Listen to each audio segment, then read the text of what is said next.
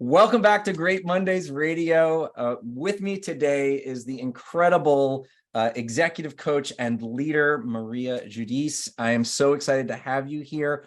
We've known each other for a long time, and I've followed you closely throughout your career and looked up to you as a design leader. And I'm just so thrilled that you were able to join me. So thank you so much for being here. I love you. And it's so great to see you. You're still good. I hope you're setting the bar high. Still hot, still positive. Setting the bar high for all my other guests who are not going to say I love you at the beginning. You're making me blush. All right. Yes. So yes. Maria, yes. this is, my passion in life is company culture and helping organizations learn about that. And the reason why I want to have these conversations is to help more organizations really understand the power of culture and how to use that as a business tool. Now, you have had, like I said, a long and storied career. You started as the founder and owner of Hot Studio, which was acquired by Facebook. And then you were at Facebook as the director of product design.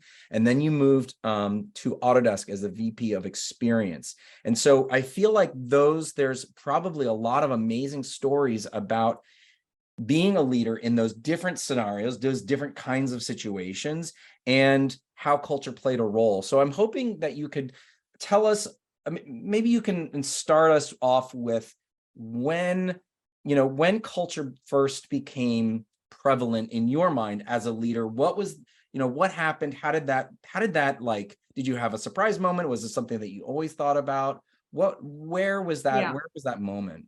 Yeah. Well, I think of leading with culture the same as leading with people. Leading from the people, from the center of business, it lies the people who are working to achieve a goal or a mission. And so I would say culture has been sort of my secret weapon throughout my professional life. From the very, very beginning of my career, I really was sensitive to the environment to which I was working in. And when I started my career working for people, but when I had an opportunity to become a leader in an organization, I very much led with setting the tone, both as a leader and also designing the environment to which people would work in. Because I really believed early on, if you are good to people and they believe in your mission, they are going to work really hard, not only on your behalf, but on the people that they're working around.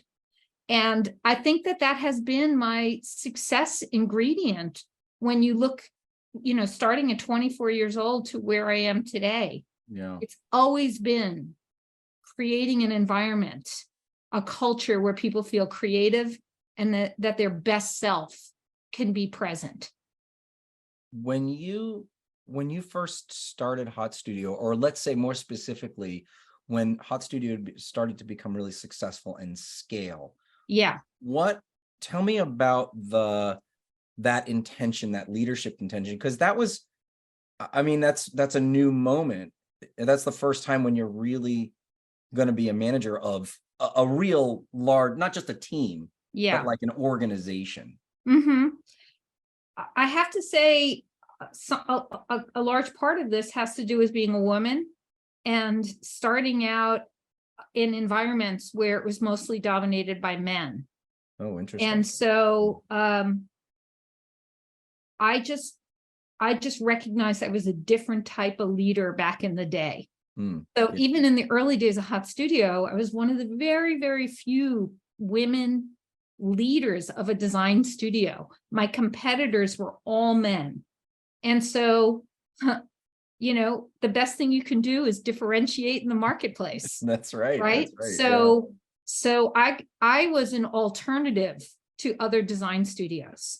Now, we all were competing for the same clients. We all cared about quality and attracting the most talented designers in a broad sense, because there's researchers and business people, right? So designers in a broad sense. we all knew that we were only as good as the people that worked for us.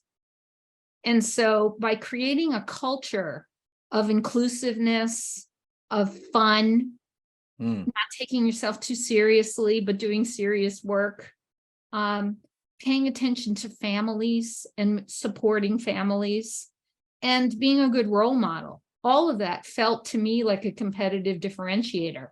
And because of that, I was able to attract a really diverse group of people to Hot Studio. So you're really on the forefront of a more, you just used the word inclusive leadership before it became a buzzword. Yeah. I remember very clearly Hot Studio had started doing a lot of work for Facebook, and then Facebook was like, you know what, this is such a great company. Yeah. Let's just take it all. Yeah. What was that like? Were you still had, obviously you brought your team with you. You're the director of product design. You now have more people.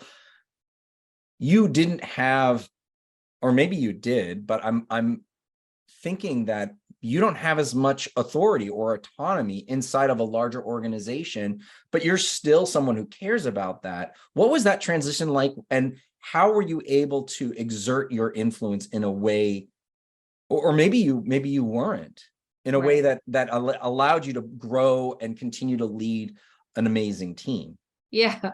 No, when I sold Hot to Facebook, I call it my Thelma and Louise moment, because instead of like being acquired by another company and then suddenly you have no control over culture, over, you're still in your company, but you have no control over the culture. Yeah. I call that death by 1,000 paper cuts. Yeah. So the acquisition for Facebook was this moment where I went off the cliff, where I recognized I have absolutely no control over culture once I go into Facebook. I have control over how I show up as a leader, but I am now a leader in a culture that is not necessarily the one that I designed. Yeah.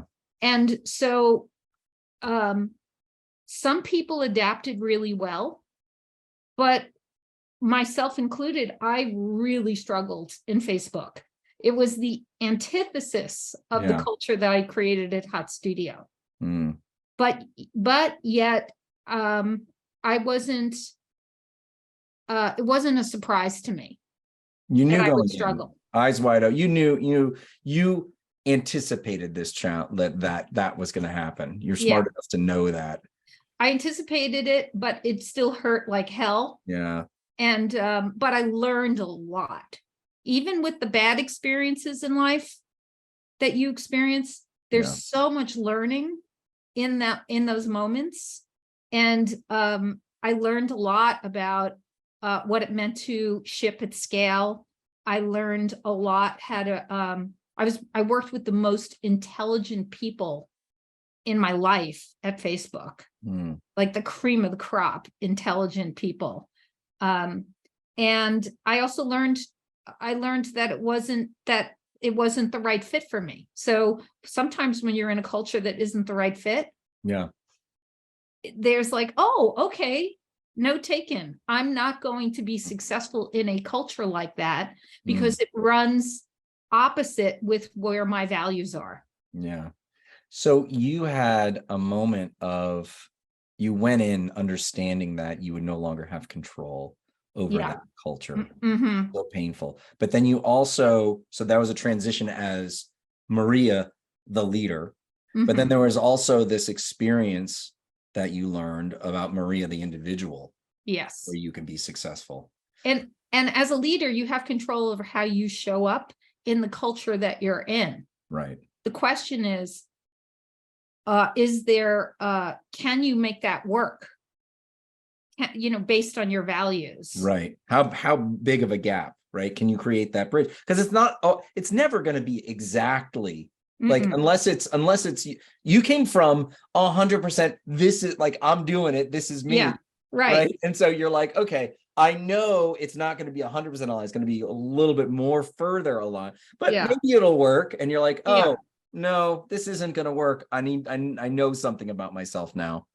right. But then when I moved to Autodesk Yeah. as a VP of design, I still didn't have control over the culture, but it was a culture that was more in line with my leadership principles and my own values.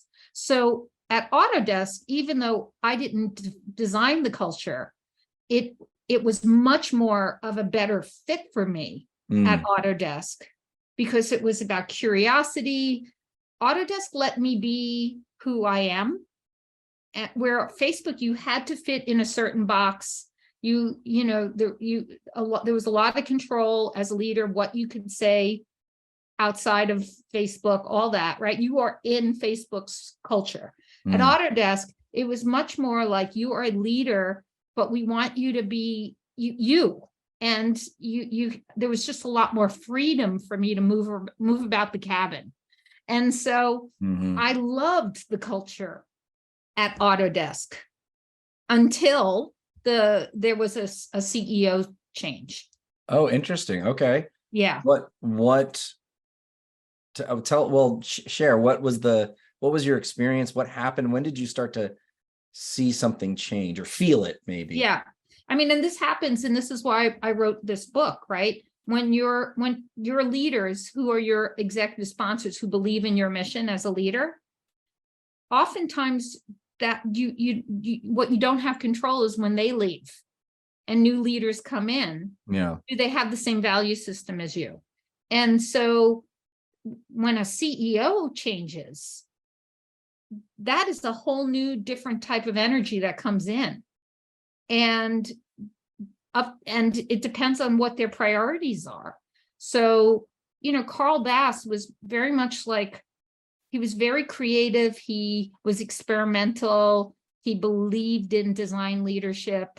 This was the CEO that you came in That was under? the CEO that when I joined Autodesk. And then there was a switch to the current CEO at Autodesk, where he had much more business acumen and design wasn't a big priority for him. And he's a great leader and he's a nice man, but it wasn't consistent with the things that I cared about. Yeah. And so it wasn't a good fit and I had to go. Well, so you're modeling or telling the story about modeling what I will often share with colleagues and people that are in situations where it's like, what if my leadership team, what if the executive doesn't believe in it? And the first thing I'll say is, well, you have your own sphere of influence that you can actually control. Right. But then there is a limit to that. And, yes. And ultimately you have to decide whether this is someplace that you can live or not. Yeah. And that becomes really important. So you mentioned your new book. Can you tell us a little bit about it? I know you have it there. Right here. My fabulous book. Change Makers. Awesome. Congratulations. This is your fourth book. My fourth one. Tell me a little bit about Change Makers. Why did you write it? So much. Oh, good. Yeah, well, that's good. Okay. I'm glad. Yeah, it takes a lot of time. It's done in collaboration with my longtime collaborator, Christopher Island, who is a woman. She owned, when I ran Hut Studio, she owned a very famous design research company in Silicon Valley called Cheskin Research. Yeah. And she had sold her company to WPP. So she's been somebody who has been a friend and a mentor. And we have very complementary skill sets. Like, she's a brilliant writer.